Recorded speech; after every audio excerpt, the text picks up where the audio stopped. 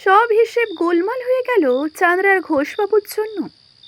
কাজ মেটাতে তিনি রাত করে ফেললেন। একেই তো শীতের রাত, তার উপরে চারিদিকে ঘন কুয়াশায় ছেয়ে গেছে। কাঁপতে কাঁপতে স্টেশনে এসেই ট্রেন পেয়ে গেলেন বজ্রবাবু। একখানা কুলতলির টিকিট কেটে আরাম করে চাদর মুড়ি দিয়ে ট্রেনের কামরায় এক কোণে বসে পড়লেন। চাঁদরা থেকে কুলতলি বেশ কিছুক্ষণেরই পথ। মনে মনে হিসাব কষে একটু অস্বস্তিতেই পড়লেন বজ্রবাবু। কুলতলিতে নতুন বাড়ি করে এসেছে ওর মেয়ে জামাই। চিঠি লিখে একদিনের কথা আগে জানিয়ে দিয়েছেন বজ্রবাবু। বিকেল নাগাদ ওখানে পৌঁছে যাবেন, রাতটা আজকে ওখানেই থাকবেন। ঝুলিতে এই নাতির জন্য কেনা কখানা নতুন অ্যাডভেঞ্চারের বই। কিন্তু চাঁদরার ঘোষবাবুই সব গোলমাল করে দিলেন। এখন নিশ্চয়ই জামাই মেয়ে অত্যন্ত চিন্তায় পড়ে গেছে। কি আর করা যাবে, গাড়ি ছাড়তেই চোখ বুঝলেন বজ্রবাবু। ঠিক ইচ্ছাই নয়, শীতের রাতের আমেজও কিছুটা। এক চটকায় ঘুম ভাঙতে দেখলেন গোটা কামরা খালি, একা উনি যাত্রী। কতক্ষণ যে কেটে গেছে কেউ বলতে পারে না। কোথায় যে এসেছেন সব হিসাব ওর গোলমাল হয়ে গেল। ঘড়িতে দেখলেন ঘন্টা দুয়ের মধ্যে কেটে গেছে। সর্বনাশ, তার মানে কুলতলি পেছনে ফেলে এসেছেন উনি। পরের স্টেশনে গাড়ি থামতেই তাড়াতাড়ি নেমে পড়লেন উনি। কোথাও কেউ নেই। অবশ্য অত রাত্রে অজপাড়াগায় এই ঠান্ডায় যাত্রী আসবে কোত্থেকে? কিন্তু কোথায় নামলেন উনি? কিছুক্ষণ ভালো করে এইদিকে ওইদিকে দেখে খুশি হলেন। না, যেখানে নেমেছেন সেটাই কুলতলি। ওই তো স্টেশনের শেষে বিশাল বটগাছটা, তার নিচে বেঞ্চ পাতা। কতবার ট্রেন ধরতে এসে ওটাতেই তো তিনি বসতেন। নিশ্চিন্ত মনেই স্টেশনের বাইরে বেরিয়ে এলেন। কোনো সন্দেহ নেই, ঠিক জায়গাতেই নেমেছেন উনি। তবে হ্যাঁ, যে রাস্তার বাঁ দিকে কটা কাঁচা দোকান ছিল, চায়ের দোকান, আর পাশে রিক্সাওয়ালাও দাঁড়াতো। হয়তো এত রাত বলে কেউ দোকানও খোলেনি আর রিক্সাও নেই। কত বছর আগে শেষবার কুলতলি এসেছেন উনি, বছরখানেক তো হবেই। কাজেই সামান্য পরিবর্তনটা কি আর হবে না? নিশ্চিন্ত মনেই এগোলেন উনি। বেশ কিছুটা এগিয়েই সামনে রেলপোল। লুপ লাইনটা এখান দিয়েই গেছে। মেল ট্রেনগুলো সোজা এরই ওপর দিয়ে যায়। এরপর কখানা পাকা দালান, তারপরই ক্ষেত জমি, তারপর দুটো মানধাতার আমরের বিশাল দিঘিও আছে। তা ছাড়ালেই ভাঙা শিব মন্দির, তারপরে সরকারি কলোনি, আর 2 নম্বর গলিতেই ওর মেয়ের বাড়ি। স্টেশনে রিক্সা না পাওয়ার জন্য জোর কদমে হাঁটতে থাকলেন বজ্রবাবু।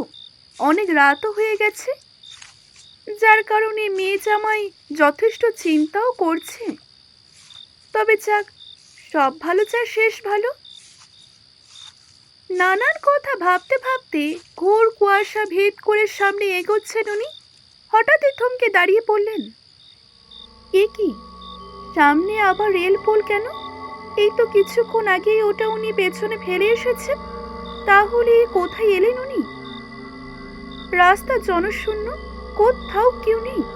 কাউকে যে কিছু জিজ্ঞেস করবেন সেও উপায় নেই। একটা ব্যাপার ওনার কাছে পরিষ্কার হলো, ট্রেনে ঝিমুনি আসতেই কোথায় নামতে কোথায় নেমে পড়েছেন। বোকার মতো বটগাছ চিহ্ন দেখে তিনি হেঁটেই চলেছেন। অগত্যা, আবার স্টেশনে ফিরে গিয়ে ট্রেন ধরতে হবে। কপালে অশেষ দুর্ভোগ না থাকলে এমন হয়। ফিরতেই যাচ্ছিলেন উনি, ঠিক তখনই সামনের ঘন কুয়াশার মাঝ থেকে একটা অবাক করা গলার স্বর ভেসে এলো। এ কি দাদু, আপনি এখানে এত রাতে? কোথায় গিয়েছিলেন? কোথায় যাবেন? গলাটা বড় চেনা চেনা মনে হলো বজ্রবাবুর, কিন্তু বুঝতেই পারলেন না এখানে এভাবে এত রাত্রে চেনা জানা কেউ আসতে পারে, তাও আবার ছেলে মানুষ। কুয়াশা ভেদ করে ছেলেটা ওর সামনে এসে দাঁড়ালো। নেহাতি বাচ্চা ছেলে, পরনে হাফ প্যান্ট, হাফ হাতা শার্ট। যতটা বোঝা যায় ভদ্রলোকেরই ছেলে। অন্ধকারে মুখটা ওর যতটা দেখতে পেলেন বজ্রবাবু, বড়ই চেনা চেনা বলেই মনে হলো। কিন্তু ছেলেটা মুচকি হেসে বলল, "হ্যাঁ, দাদু আমাকে চিনতে পারেনি, তাই তো?" বজ্রবাবু হ্যাঁ না বলার আগেই ছেলেটি বলল, "আমি তো টোকনের বন্ধু গো, বাপন আমার নাম। এক ক্লাসে পড়তাম, পাশের বাড়িতে থাকতাম।" একটা শান্তির নিঃশ্বাস ফেলে বজ্রবাবু বললেন, "ও হো হো, হ্যাঁ তো মনে পড়েছে, মনে পড়েছে। তোমার বাবা ব্যাংকে কাজ করেন না?" "হ্যাঁ, একদম ঠিক। তা তুমি এত রাত্রে এখানে কি করছো?" বাপন অন্ধকারে মনে মনে হাসল, তারপর বলল, "আমার কথা থাক দাদু, আপনি তো রাস্তা হারিয়েছেন। টোকনরা তো থাকে ওই কুলতলি, এ তো তার আগের স্টেশন মান্দারহাট। কোথায় নামতে আপনি কোথায় নেমে পড়েছেন?"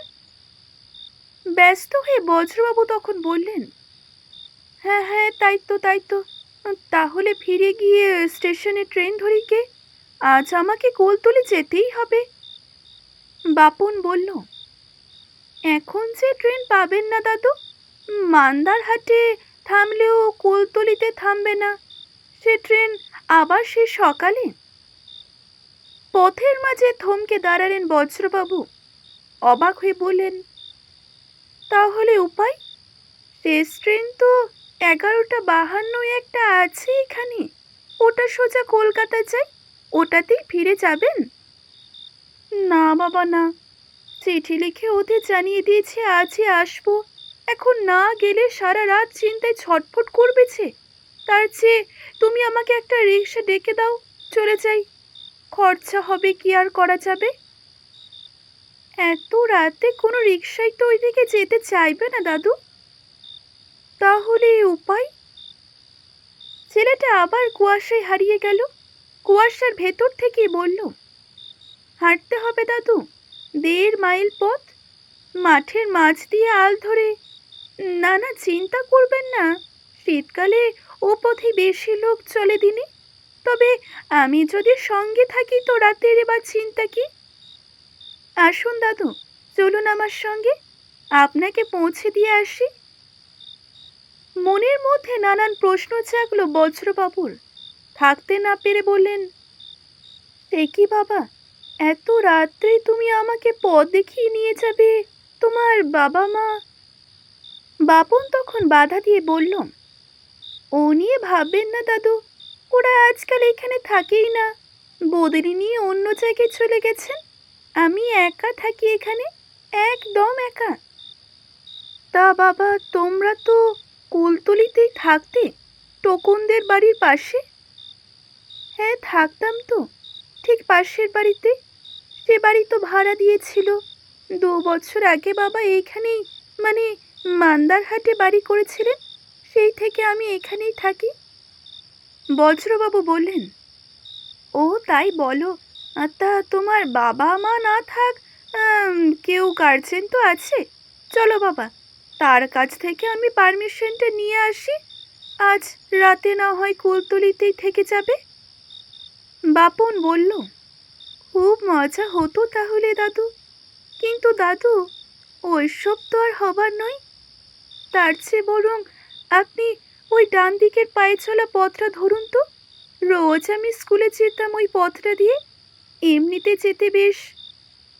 ওই বর্ষাকালে কাদায় কাদায় একটু অসুবিধা হয়, তাছাড়া এখন ধান জমি সব জলের তলায় চলে যায়, সাপের ভয় থাকে খুব। এখন শীতকালে কোনো ভয় নেই। চলুন আপনি, আপনাকে আমি পৌঁছে দিয়ে আসি।" মনটা বেশ খুঁতখুত করতে থাকলো বজ্রবাবুর। ছেলেটার কথাবার্তা কেমন যেন। এত রাতে অতটুকু ছেলে একা যাবে? কিন্তু কি বার করবেন উনি?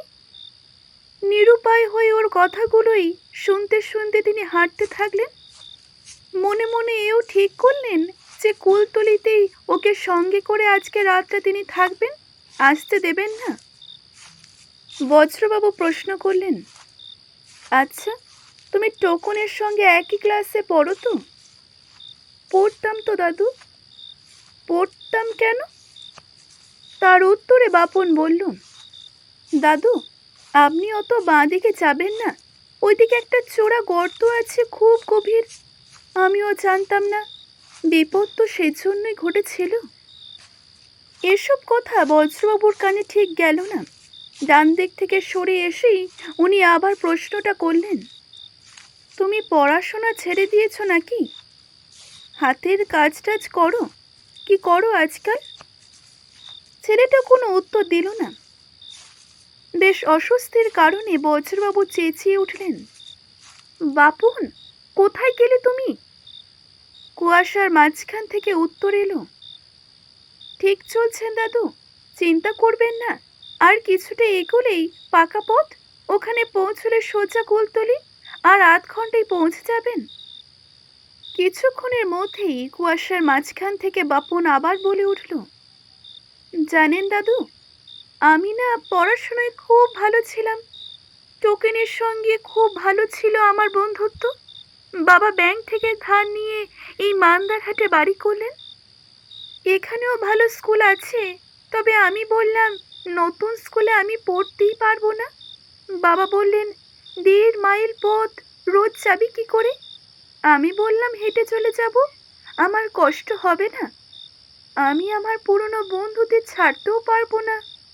বাবা তখন ভীষণ রাগ করলেন, বললেন, যা ইচ্ছে হয় তাই কর। ব্যাস, আর আমাকে বদলে নিতে হলো না। আমরা নতুন বাড়িতে উঠে গেলাম। তখন শুকনো মাঠঘাট, বৃষ্টি নামেনি।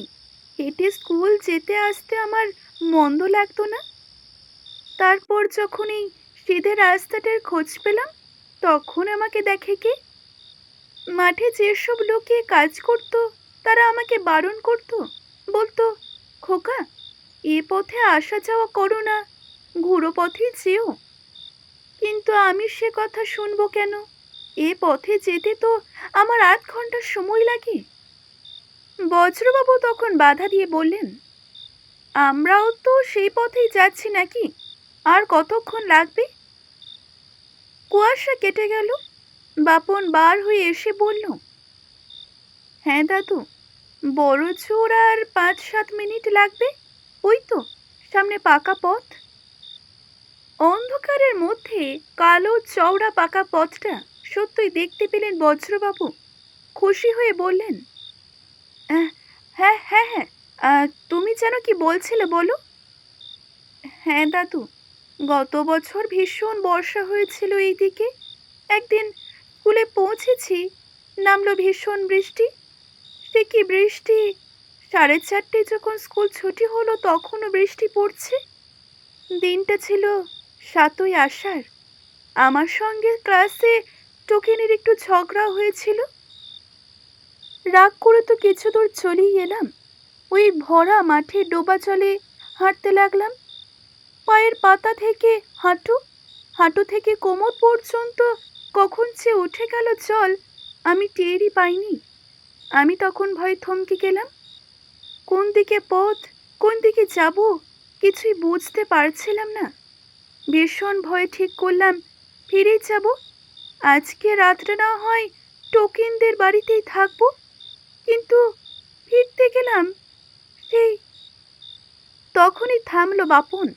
বজ্রবাবু ভীষণ আতঙ্কে বললেন, কি সাহস তোমার? এমন রাগ করে কেউ?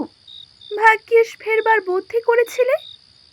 ঘন কুয়াশার মধ্যে বাপন হারিয়ে গিয়ে বলল, দাদু, ওই দেখুন, গলির মুখে টকুনের বাবা দাঁড়িয়ে আছেন আলো হাতে।